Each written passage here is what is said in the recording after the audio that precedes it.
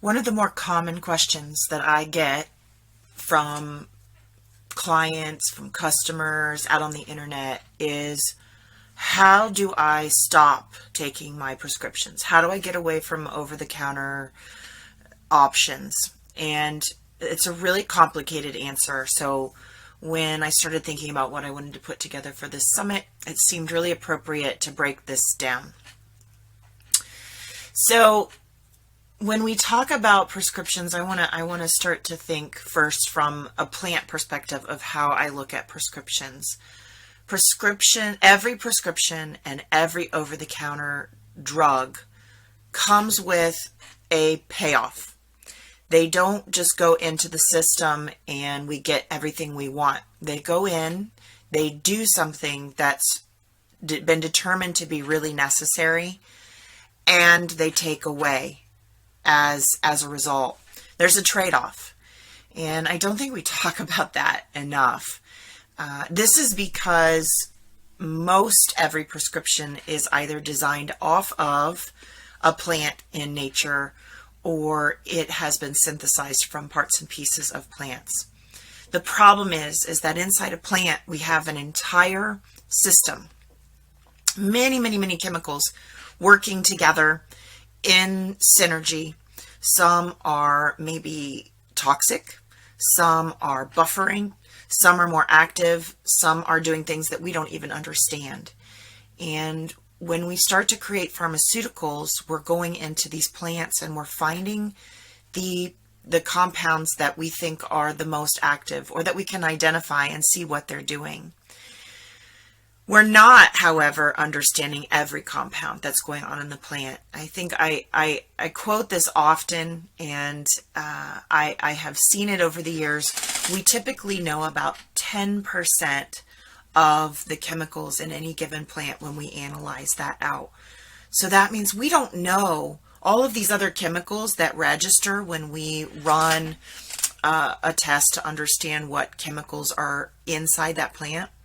There's a vast majority of them that we don't really understand what they are. We know they're there. We don't know what they are. We can't diagram them. We can't explain what they're doing. We don't know how they make up the whole.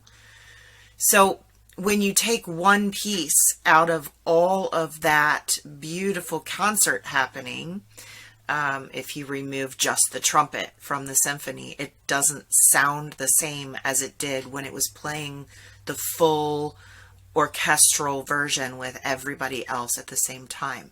So a lot of times we don't discuss this, that when you take that trumpet out of the orchestra, there are side effects. We don't understand, well, we don't hear all of the parts anymore. It doesn't work the same way. Prescription drugs take out an active chemical out of a plant, or they mimic it and they amplify it. And that's necessary. When we're applying a prescription drug, we're often trying to stop someone from dying, stop someone from bleeding, stop a very dangerous situation. And the prescription drug is often needed for that. Sometimes it isn't, sometimes it is. But when we put that in, it's heroic medicine. And it's not operating in this whole fashion where there are buffers and nutrition and all the things that the body knows what to do with. So we have side effects. That's what side effects are. They're because we're not putting something that is a whole system into the body, which is a whole system anymore. So the side effects that we get sometimes are worth the risk. Because obviously, when my father had open heart surgery, I was really grateful that they saved his life. They prevented him from dying. And because of all of the things that they had done surgically, we needed to use a prescription. There are plants that you might use, but in that really medicalized situation, you use prescriptions. We needed those prescriptions to prevent him from dying in an acute fashion. And so sometimes those prescriptions are worth the risk. The problem is that we start to use prescriptions more and more in our day-to-day life, and we don't think about the downsides. So something really simple, we might accept a prescription into our life from a doctor because it really makes the most sense for our health. But maybe that drug is known to deplete vitamin B12, and we don't take that into account. So all the while we're taking that prescription, our body is struggling to accumulate B12, and in fact it's getting worse and worse. We're either not accumulating it, we're not absorbing it, we're not using it properly. So there's a side effect to that prescription. And without filling in the hole that the prescription is causing, then we dig another hole. And this is that trap that we see where we take one prescription and it's kind of a predictive path then that we're going to be on the next medication and on the next medication and the next medication. We don't have to go down that path. We don't have to suffer all of the side effects of a given medication that we've decided with our doctor, with our healthcare team, it is the best thing to do for us. So you first need to understand the side effects. I believe that you should never go on a prescription that you don't have a plan for getting off of. So in many cases, we're told you'll be on this prescription forever. And there are some drugs that, because we've cut something out of our body that performed a specific duty, or an organ has been damaged or stopped working, there are times when, maybe we can't ever get off of that prescription. But the vast majority of prescriptions that people are on these days are things that are going in to solve, they're quote unquote solving a problem. And they don't actually solve the problem. They just cover up the symptom that was coming from the problem so that we don't really suffer from the problem anymore. It's a great idea, but long term it's not a good system to set up in the body. Many of those drugs are, again, I'll take antidepressants for an example. If we have somebody who is really struggling with ideation that is dangerous for themselves or for others, it can be obviously really good thing to use a prescription drug to stop that from happening. But that doesn't solve the problem. We still have a fire burning away in the house. If we knock down the smoke alarm, the fire's still burning. So it's okay to continue that metaphor. It's okay to take the smoke alarm down so that we can concentrate, so that we can think about solving the problem. But we have to do both. You can't just take down the smoke alarm because your house is going to keep burning and eventually it's going to burn down to the ground. So when we go on a prescription drug that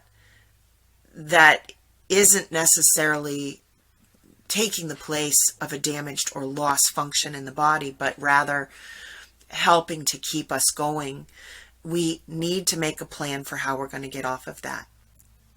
So I'm going to talk about what that looks like. I'm going to give you a plan, but we have a lot of concern right now. I'm getting people that are coming to me because they're worried about insecurity and redundancy. We've got supply chain issues that are definitely disrupting the ability to get the prescriptions or even the over-the-counter things that people are used to depending on.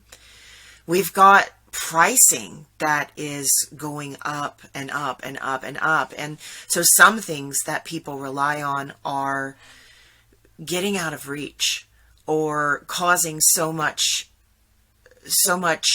monetary hardship that if you can't feed yourself in order to stay alive, It's a very dangerous situation.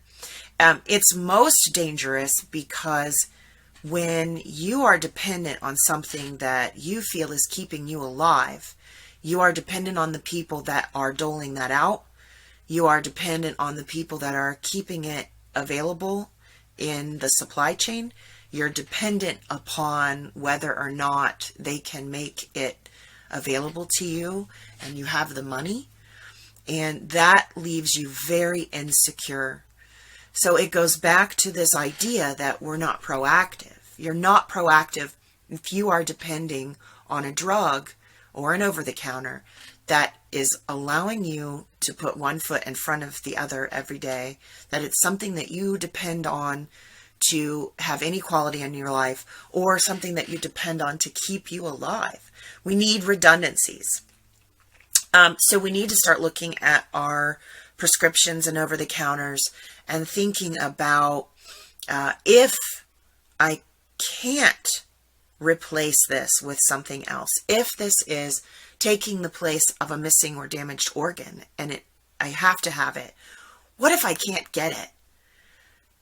Regardless of how you look at that prescription, whether it's good or bad, if you can't get something and you are depending on it to keep you alive, that's not a good situation.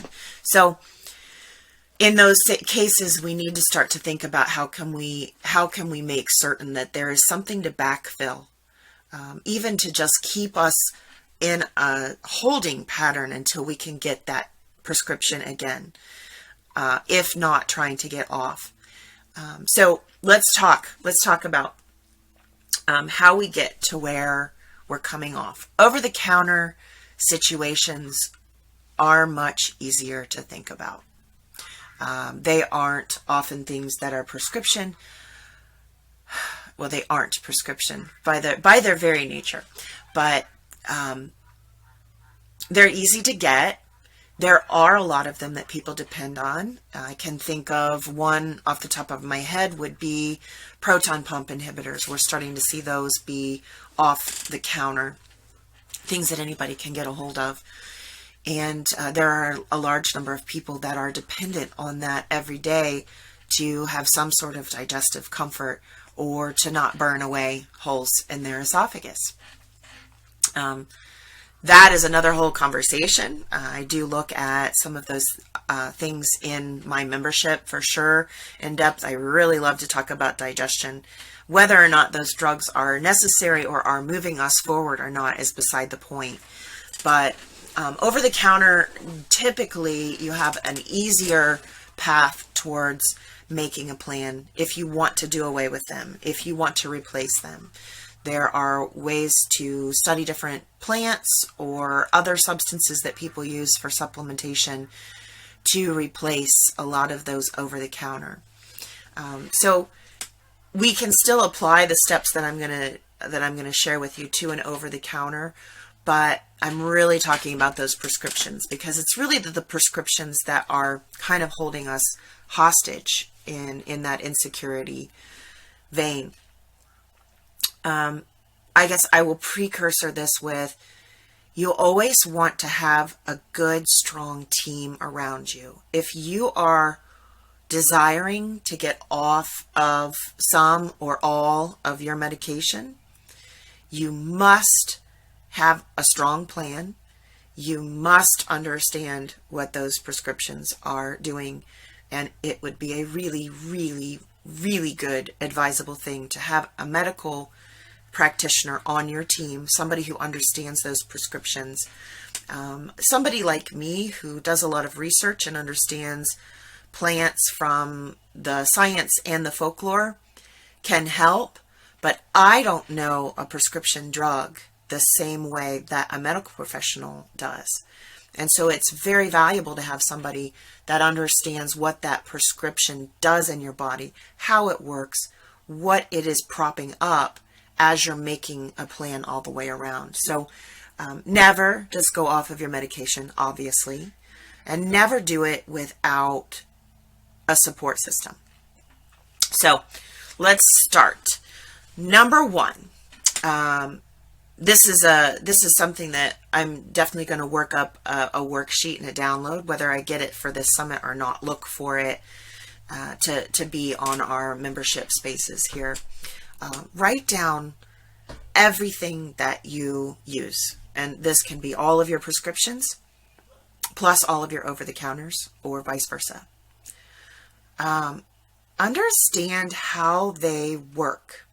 Do some research into your prescriptions. Talk to your medical professional advisor. Get out there, get the inserts, go directly to the drug manufacturer.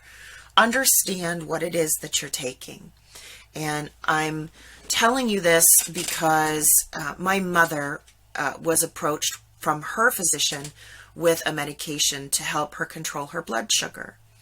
And when we asked about how it worked, because any medication that goes in, it can affect this organ, it can affect your digestion, it can work from a psychological level. There are all different ways for these medications to work to get the same end. This particular medication was working by slowing down digestion. That was the goal with the medication in question. So my mother already struggles with a slow digestion that's actually causing a lot of her blood sugar dysfunction. So taking a drug that's going to make her particular problem in her body, her particular imbalance, worse, would not have advanced her health. So we were able to go back to her physician and say, thanks, what else do you have? Because this one isn't probably going to be a good option. So write down under each option under each drug and over-the-counter that you're using, research and write down how they work. What parts of the body do they affect? Next, understand all the side effects. So you're creating a spreadsheet. You're filling out maybe each page has your medication or your over-the-counter, the brand, where it's tested, how it works, and what are the side effects? What are the things that we know are happening? This is the drug commercial that goes by on the TV screen, and there are 3,000 things that they're listing off. Nobody pays attention to that anymore because we've sort of grown a callous over that part of our hearing. We assume that that's all legalese and that it only happens for some people, and they have to tell us that stuff. Those side effects are happening to people who take that medication. It happened in testing. And so that is pointing to problems that are going to occur in the body. It's pointing to deficiencies. It's pointing to nutritional deficiencies. It's pointing to organ systems that will be weakened or could be worsened if they're weakened already. Write down all the side effects for the drugs that you're on and be aware of why those side effects are there, because it's going to be important for you to know for the next step. So the next step is to create a section of your study that begins to look at how can I fill in the gaps. If one of the known side effects of my drug is that it can create B12 deficiencies, I'm going to put into my plan that I need to be finding ways to support B12 absorption in my body. I need to be putting in a plan that increases my B12, and really we're talking about the B complex, of course, here, because we don't want to over supplement any one of the Bs. But how am I supplementing that? How am I making sure that I'm not only getting it in my body, but I'm absorbing it? Those two are very distinct things that are often separate. We need to understand both of them. Once I have that put together and I know how does my drug work, what are the side effects, And what are my plans to start to fill in the holes? It's also really awesome if you would then put together a plan on how you're going to fill in the gap that you had originally and why you need the drug, but we'll get to that. So this next part of the plan is to research your body system. If you are struggling with blood sugar issues, you need to look into the digestion. You need to look into your pancreas. You need to look into your endocrine system. Starting to understand where your weakness is and who you are. This is kind of the foundation of anything that I do with my my club members or my clients, is to start to teach them how to know themselves. You don't know how that drug is interacting with you and whether it truly is a good thing for you or not unless you really know you. So your next section of research is going to be understanding the body systems that are weakened in you that is causing you to need that drug. Start to put together a plan on how you can build. So if I know my adrenal glands are weakened and aren't helping me manage cell wall permeability with diabetes, my cell walls are so exhausted and open to anything passing through that I'm not managing glucose well. That comes from my adrenal glands, and I can support my adrenal glands with nutrition. So one of the great things just off the top of my head is vitamin C. We can increase the food that we are eating that has vitamin C. We can make sure we have some sort of vitamin C at every meal. This is even before we start to talk about supplements or herbs or anything else that's going to come in a pill bottle. Start to think about, what can I do on a day-to-day basis that fills in the hole that I had originally before I started taking this medication.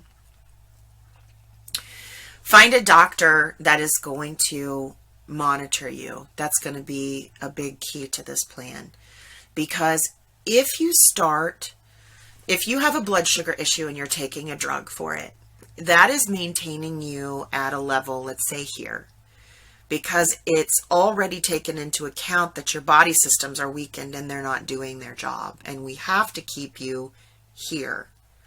If you start getting good nutrition and filling in the hole and the weakness that you had that caused you to need to take this medication, you can start to get your body systems beginning to contribute to the whole. And the medication that you've got here can start to become amplified because your body systems are contributing help. So somebody that is monitoring your blood levels, or in the case of diabetes, you're checking your blood sugar every day, but you're in communication with a doctor that can understand your levels and help you.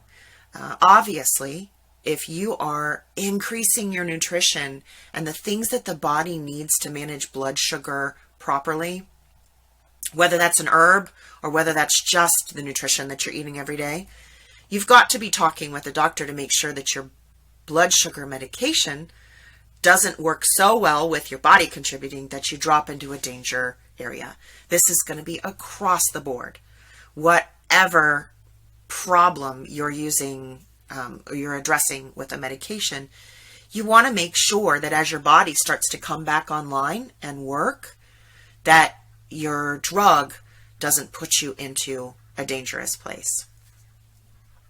If you can't find a doctor that will, or your doctor won't help you, then you need to find another doctor. And I've got a session on here with a really good physician that's going to help us sort of make some interview questions on that and be a good consumer on our physicians.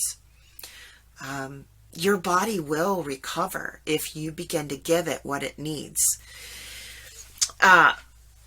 Once you are starting to see changes, you're looking for that tipping point. Working with your medical professionals, working with your healthcare team, you're looking for the tipping point where perhaps it's a medication that we can cut a third off of or a half off of. And as our nutrition is coming up, we could potentially bring the medication down. Not all medications can be worked that way.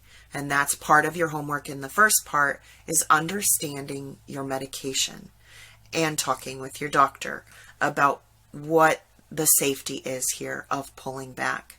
Some people get really frustrated and they just start pulling back. I would just always recommend you work with a team of people that monitor you and help you do that appropriately. So, as your health and your body strength is coming up, ideally, we could take the over-the-counter or the prescription that is a candidate for this kind of work down, down, down. But we aren't dropping it off and just hoping for the best. We are filling up our cup. We are bringing up vibrancy and vitality, and we're bringing down the need for the medication. You needed the medication. It was in there to protect you. So we have to fix the problem before we just drop the medication, even if it's a bad side effect. We've got to do this. I like to think of coming off of prescriptions and over-the-counter things more as crowding out the deficiency. We are going to focus on good nutrition and giving the things that those body systems need from food and from potentially vitamins. We crowd out the deficiency by bringing vitality and health up from underneath. We don't just drop off medication and hope for the best. And you don't just add an herb as a replacement, because you're no less dependent as a body on other people or other external things when you switch to an herb than you are on the prescription. If you have a fire burning in the house, you've got to put it out. You cannot leave it there. So knowing the plants that can help you with that are great. And once you get to this tipping point where you're coming down, down, down, I would also be bringing in a supplement that is still giving me sort of a pair of crutches, because I'm still weak. Even though I'm building up vitality and maybe I don't need all of that medication anymore to save my life and keep me here, or to keep my thoughts in a healthy vein, or whatever it is. Now I need to put in a supplement that is tonic in nature. And tonics are things that we can take every day. They are nutritive. They are soothing and building and nourishing. We can also look at a class of herbs called adaptogens. And those are things that are going to build and feed and nourish and lift up the system. And we give ourselves those crutches that we may not take forever and ever, because we're coming off that medication, and we're not going to expect ourselves to just get up and walk right after a broken leg. Even if it's just healed, we're going to take it easy.